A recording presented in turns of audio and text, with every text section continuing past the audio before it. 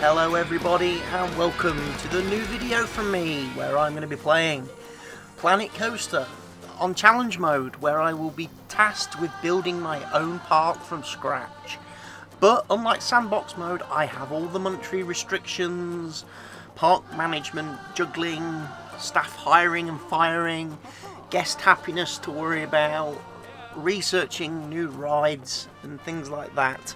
So it's going to be a bit more like the career mode videos that I did on my live streams, where you've actually got to, you know, make a park profitable and run it as a business. It is a tycoon game after all, but unlike the career mode, I'm going to be starting with a blank slate.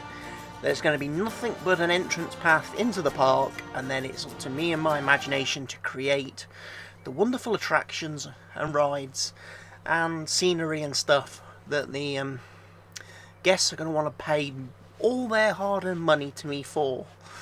So the first thing obviously you do when you're landing game is you pause it quite quickly, so you can have a quick scout round of your location, your plot, and check out the landscape. I seem to have quite a fairly big substantial area here. I am playing on a tropical map. Now, one of the first things I am going to do is change the entrance pathway. I don't particularly like the idea of only having one gate for visitors and guests to enter my park, so I'm going to delete that and put in a couple more. I'm also going to make the entranceway a little bit bigger, because again, it kind of stops the this sort of great big block you get by having tons and thousands of guests trying to access through one point. Now, one of the issues I did run into, and I'll kind of sing it here, even though this is happening in a little bit time-lapse. I have sped this footage up a little bit, otherwise this video would have been over an hour long. I could not delete this pathway that leads into the park to expand it and make it bigger, which was a bit disappointing. I couldn't delete further back towards the bridge, so I've had to basically put my entrance in here. I mean, that's not necessarily a bad thing, it just feels like I've wasted a bit of space, or had a bit of space taken away from me, because I can't delete the path that already exists. I'm also experimenting with building to the grid system here, and putting in my entranceway to the grids. I'm going to change those though. Although again, how I start this in this video isn't perhaps the best way to start challenge mode, because you do start with limited finances and you are going to run out of money very, very quickly. So building stuff and deleting it whilst your park is not up and running and you're not making any income is a surefire way to go bankrupt very quickly and fail. So measure twice, cut once, I think is the old analogy, and that's what I should have probably done with a few of these bits and pieces, because I definitely mess up on this bit, which is just basically putting down an entrance path. If I mess up on this, how am I going to do when I get to rides? Terrible, I'm sure. And I'm sure that's what everybody wants to see, me playing this game so badly. Anyway, I am trying to find where they keep the entrances, and I was on the wrong tab. There we go, that's what I want. Park entrances, which are just little turnstile barriers, basically. Nothing too fancy. Obviously, to fancy them up, dress them up a bit, I can build stuff around them, which I will probably do later on, as I will do it around like this whole entrance to make it actually look like an entrance building and make the guests be all wowed and inspired as they come into the park. And I've just changed the colour of the barriers here, so I've made them red. But I am going to mess this up, because I did not plan those down symmetrically, and everyone with OCD is going to be massively triggered right now because it's not symmetrical. Those entrance paths don't line up properly, and if I try to put an entrance path on the side, I'm going to horribly destroy my fantastic corners. So I'm not going to do that.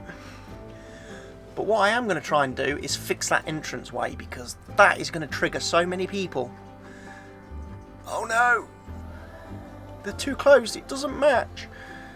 But I struggled to find how to actually move the one offending gate. I couldn't do it. Normally, you can sort of separate an item from a building, because it's basically entered these 3 gates as a building, but I can't just separate the offending one out, and if I try moving them, it's just going to mess everything up.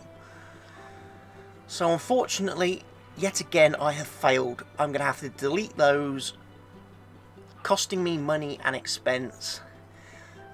I've messed up my path, so I'm going to have to delete my pathway again and re-enter it. That's spending more of my very limited starting resources on cosmetics and not getting the park up and running. I'm now going to re-put my gateways back in, but I forget to change the colour of them, so they're going to be the default yellow.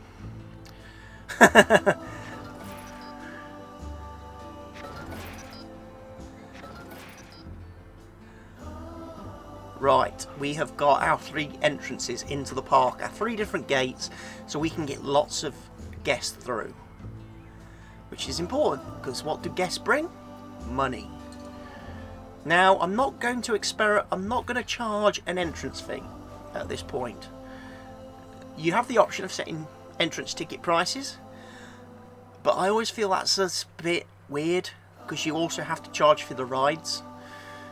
And I don't find, or haven't seen a way yet in this game to play this game like a real theme park, where you would pay a large amount to enter, but then all the rides are free. You know, like a real Alton Towers or Drayton Manor or Thorpe Park, something like that. If you're a UK person, I don't know any American or European theme parks, sorry. But yes, you can't, the game doesn't simulate that aspect of theme park creation, where you basically charge your guests up front to enter and then everything inside is free. You know, like in the real world, you can't do that. So now I'm going to put in my first ride, which is the only thrill ride I have available at this point, which is the Wild Blue. I'm not sure why they call it the Wild Blue. I'm not sure why they call it wild anything really, because when you see this ride up and running, it's hardly very exciting. And I'm having some issues getting the placement of it where I want. For some reason it's clashing, even though I'm well within my park boundaries. It won't go where I want it to go, which is alongside that path. But that's about as close as I can get it at this point. So now slap on my, obviously, entrance gate, so I can put in my entrance queue, put in my exit gate. I'm going to have to extend the pathway.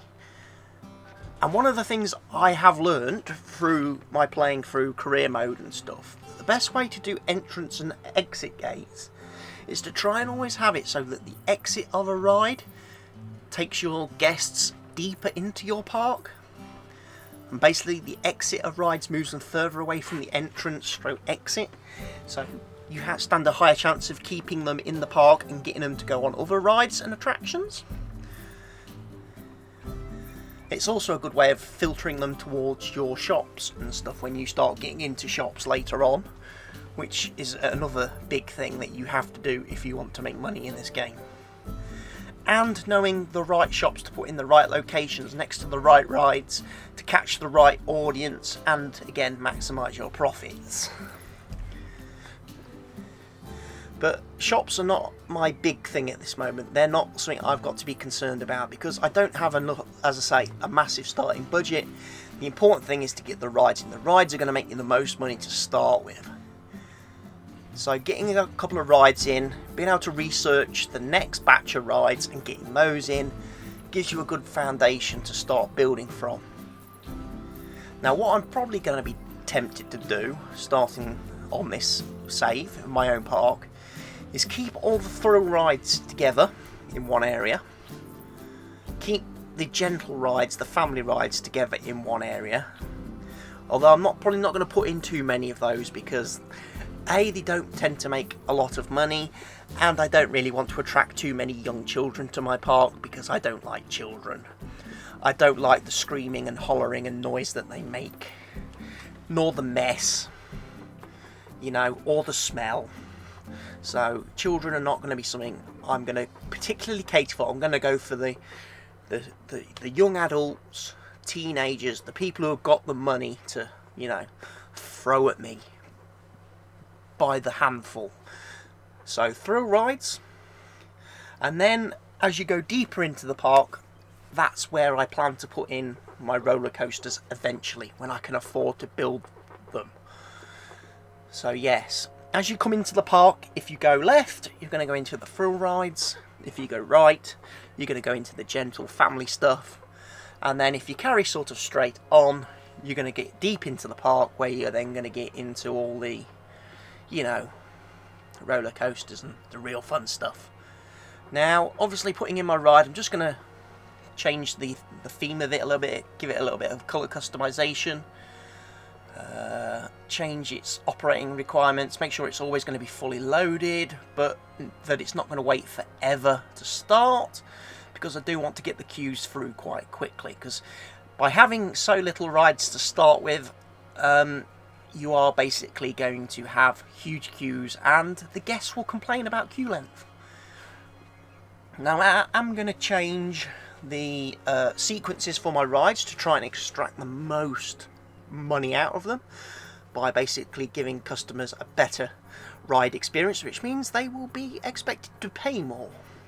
So to do that, always change your ride sequence, make the rides longer, make sure you've got some scenery slapped down, and then you can charge pretty much what you like. Now, when this park first opens and these rides are brand new, I'm going to charge ridiculously high prices. You know, $20 a ticket to ride one of these, to get the money rolling in. Once the prestige and the novelty wears off on the ride, then obviously my ticket prices will come down to more realistic. But you've got to strike while the iron's hot. Whilst the ride is new, you know, and there's, you know, excitement amongst the guests, fleece them. Milk them for every single penny they've got. Now I'm trying to choose what scenery to put around the ride at this moment in time, and I realise that coming into challenge mode I don't have a lot of scenery unlocked, because I've got to research all the different themes and styles. So that's a little bit annoying. So basically I'm going to have a look through some of the workshop content that I've got downloaded, see if I can find anything that will fit in. And one of the things I do like the idea of doing is putting in some like fences or railings near a ride entrance and along pathways. Gives you a bit of an idea of how the park will eventually look when it's all fully built up and I've managed to go around the whole thing. But again, I don't want to spend too much time and too much money at the start putting in objects and scenery, because it's money that you would rather put into your rides. Like I say, the more rides you can get in at the start, the more money you will then be expecting to make. But you do need some scenery to keep the guests happy, to keep people coming into your park, and to keep them going on the rides. Because again, if people are stuck in queues, they're going to want something pretty to look at.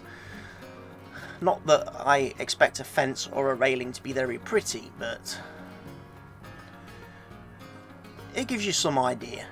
And again, the great thing about these little fences is they have lights on, so at night time they illuminate the pathways and show the visitors where to wander around the park. Now, one of the things I will open up to, obviously, you, the audience out there in YouTube land, is do you want me to allow the day-night cycle to run as I'm playing this game, or would you rather me fix the clock at a certain point so that it's daytime all the time, or if you are sadistic, nighttime all the time?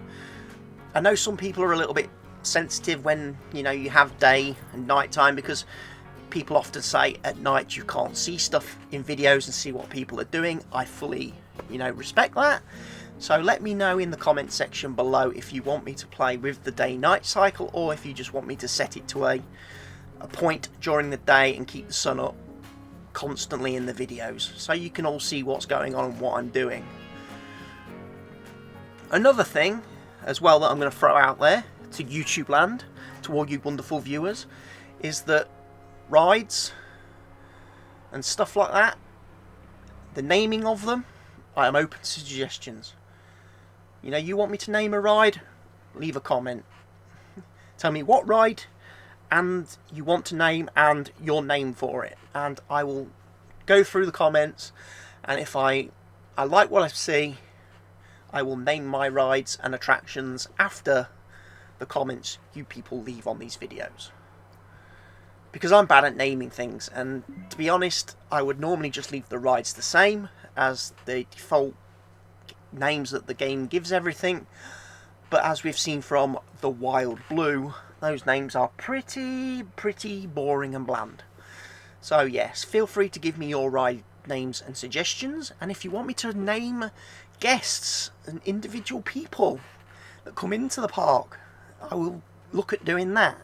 I'm not sure the viability, obviously that's something I'd have to do at the start of a video, because generally what will happen is once they leave the park they disappear forever.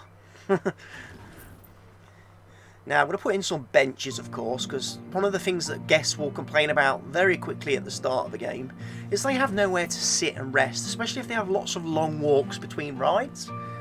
And as this is pretty much a long pathway from the entrance that's just going to extend right to the boundaries of my map, where I'm going to try and cram in as many thrill rides as I can, people are going to want places to park their bums and rest their tired legs.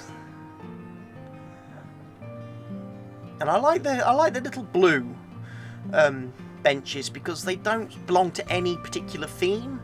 I think they fit well in any map, regardless of what style you're going for.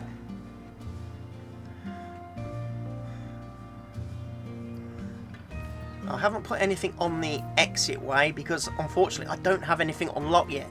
Obviously one of the big things, when you have thrill rides, people generally get nauseous. So you generally want a first aid station quite close to the exit of a thrill ride, otherwise you're going to quickly find your park gets covered in vomit. And then you're going to need lots of janitors to keep everything clean and tidy, because again, once your place starts getting piles and puddles of puke everywhere, the guests will start to complain, and the happiness rating will go down, and your profits will go down. But at the moment, again, it's not something I don't have unlocked at the start of the game, so I can't put in first aid. So I'm going to have to contend with puke.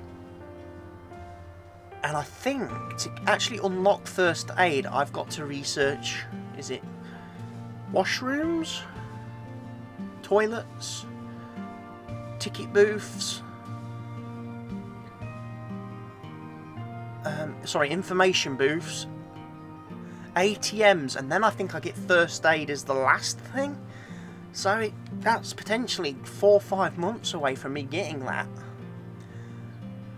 And of course you have to test a ride before you can open it in challenge mode, so you know that's something else to consider as well. If you put in a great big fancy roller coaster or something, you have to test it, and whilst you're testing you can't test a ride while the game is paused, it has to be running.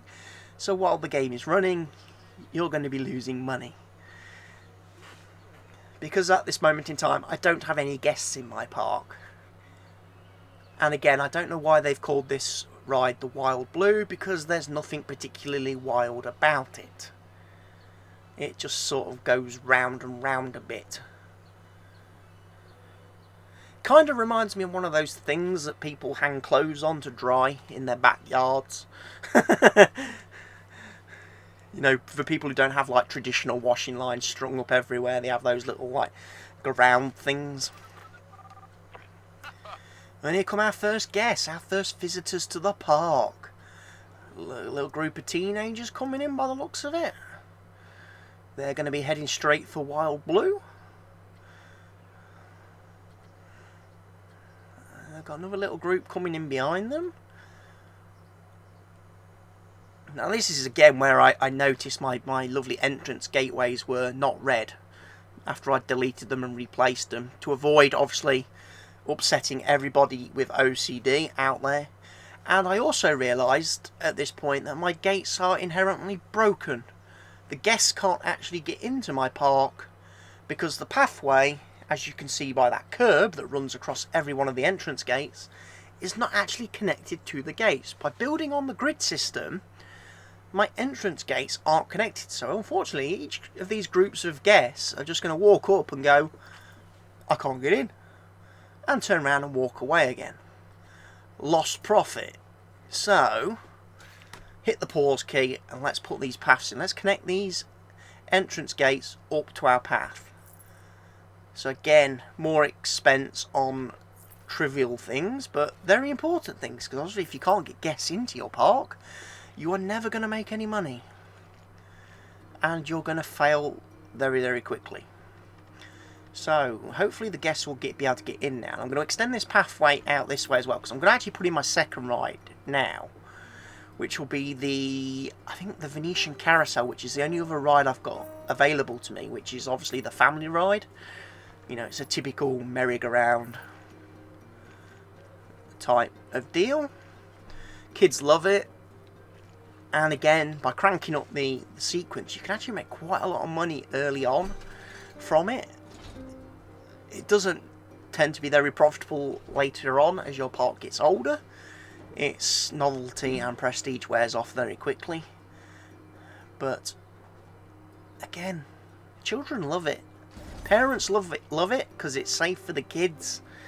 And, you know, they will spend money. So again, slapping your entrance gate,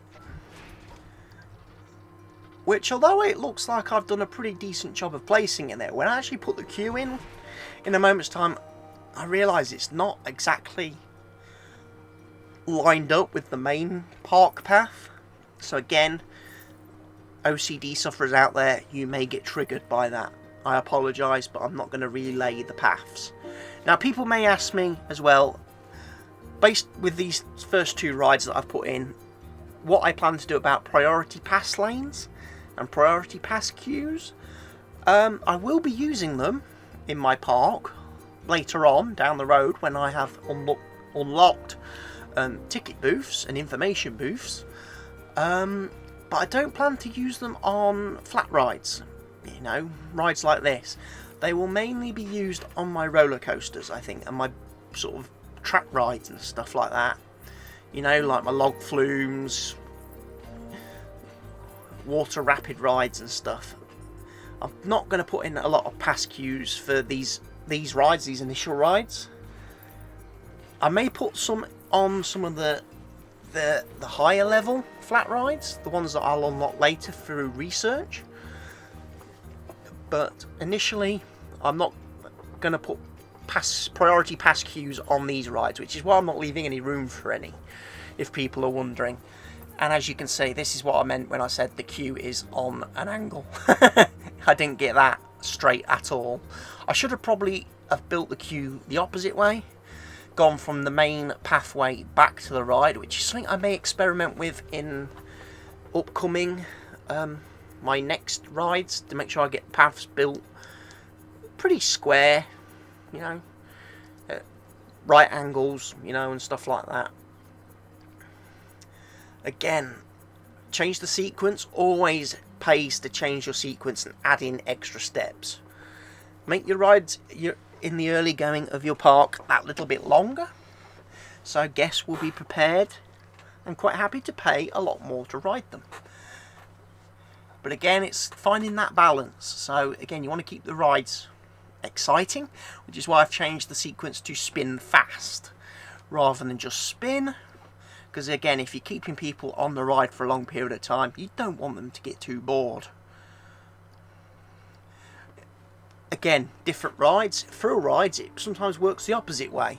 You don't want to keep passengers or guests on certain sequences because you don't want them to get too terrified or too nauseous. So again, it's an experimentation system which I've spent a little bit of time playing with, obviously, as I've gone through the career mode, and I've kind of got a little quick reference chart which I've put together, which shows me the sort of ideal sequences for rides and the initial ticket pricing.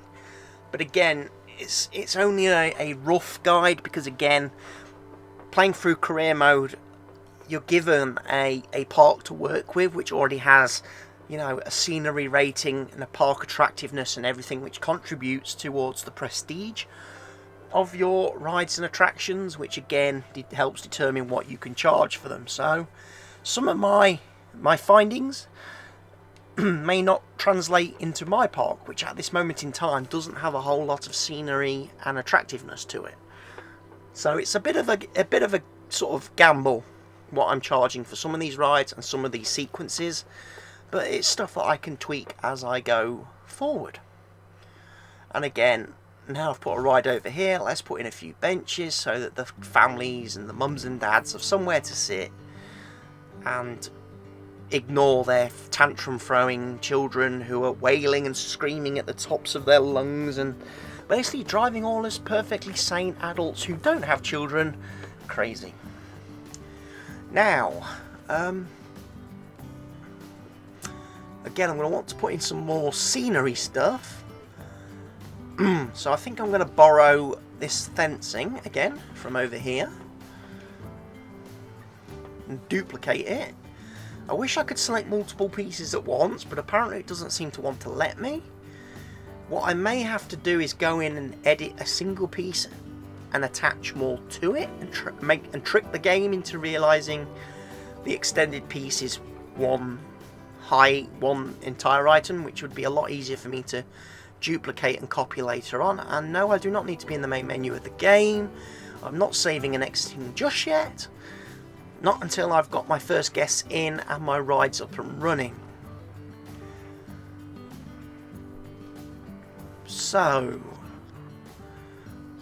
okay, we are going to put this fence in here.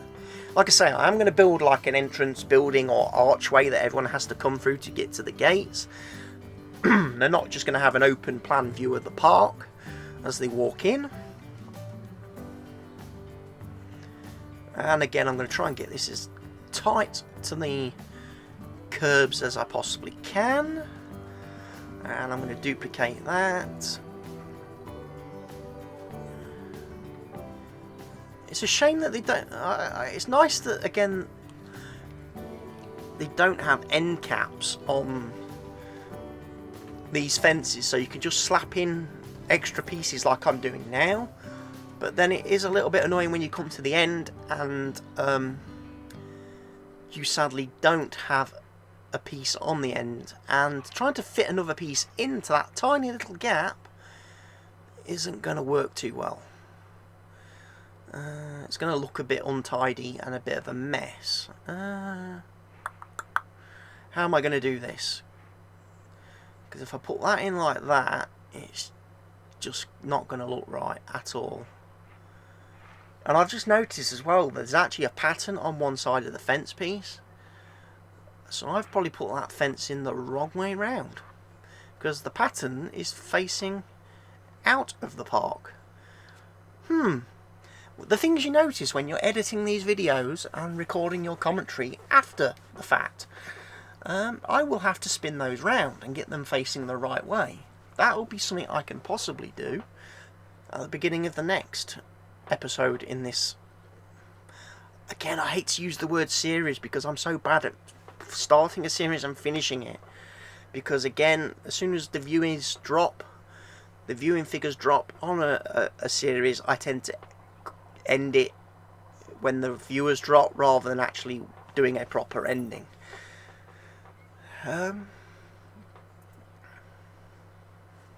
But I've managed to copy an end piece there. So yes,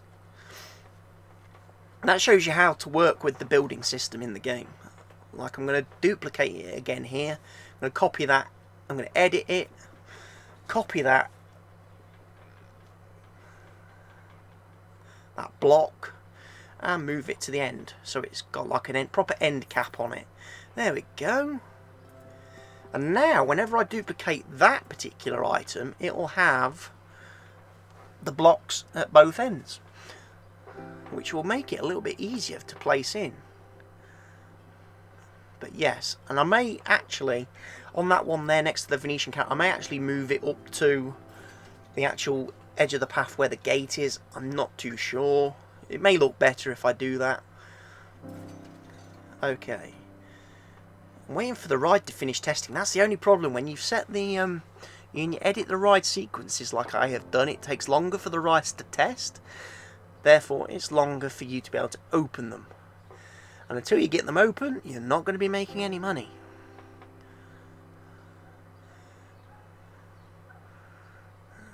I've got a few more guests wandering up. That's nice. Hopefully they can now get into the park now that I've changed the entranceway and actually connected up the paths. Who have we got? We got, looks like a couple coming in.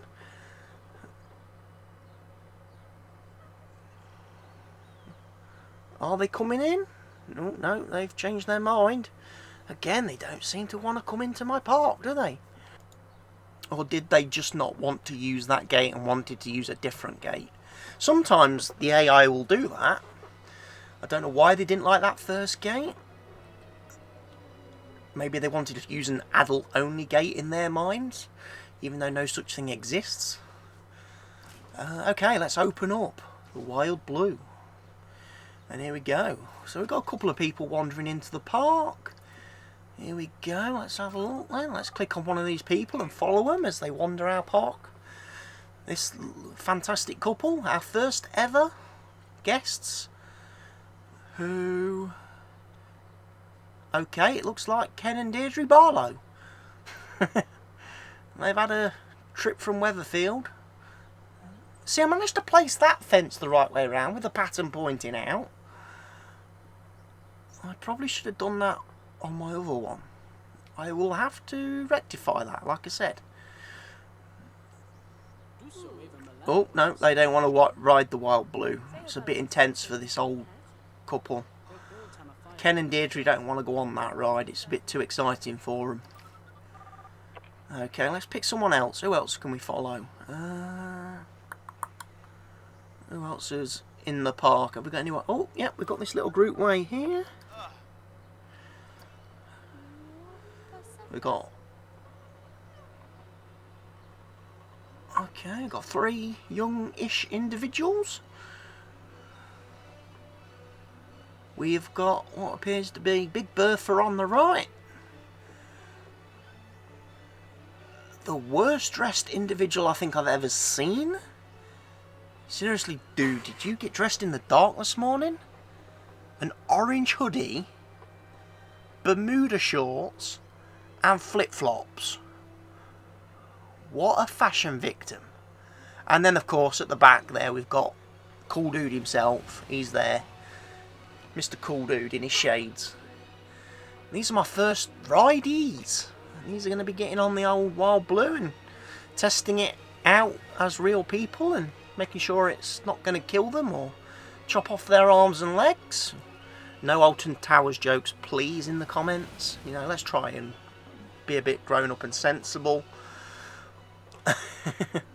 Not that I will refrain at all from making jokes like that that are tasteless and inappropriate.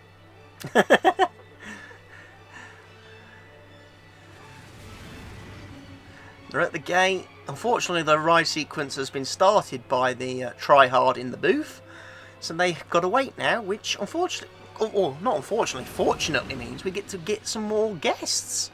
We've got this nice lady with green hair, and another dude who thinks it's really cool and trendy to wear shades.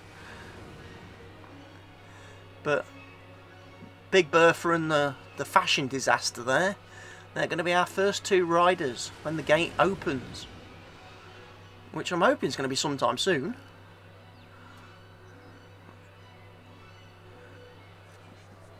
Okay, jump cut, jump cut. There we go. We're on the ride at last. We've got more people in the queue.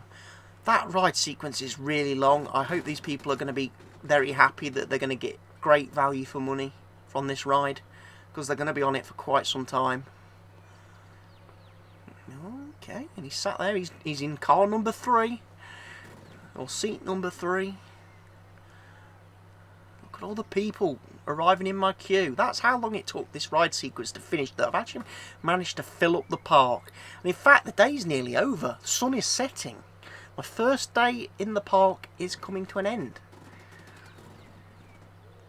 I've got 2 rides in.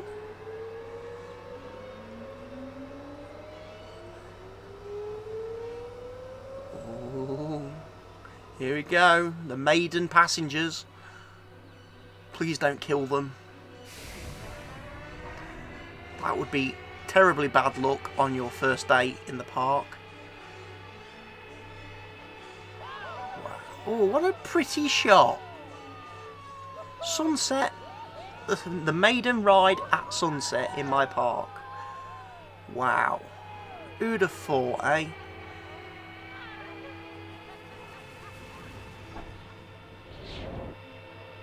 Woohoo! Now it's going to be night time. And then morning again.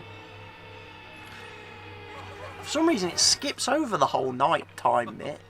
Maybe because of my park opening hours, which is something I'll have to look at in the next episode as well. Okay, the Venetian Carousel's finished testing, so I can open that up, which will enable me to get some riders onto there. I think we've reached a good point to think about calling this first episode to an end. One of the things I am going to quickly do is set up my research, for the future. I need to unlock some scenery pieces and bits and bobs. So let's make a start on that. Pirate theme, fairy tale theme, sci-fi theme, then I've got to do western, etc, etc, etc.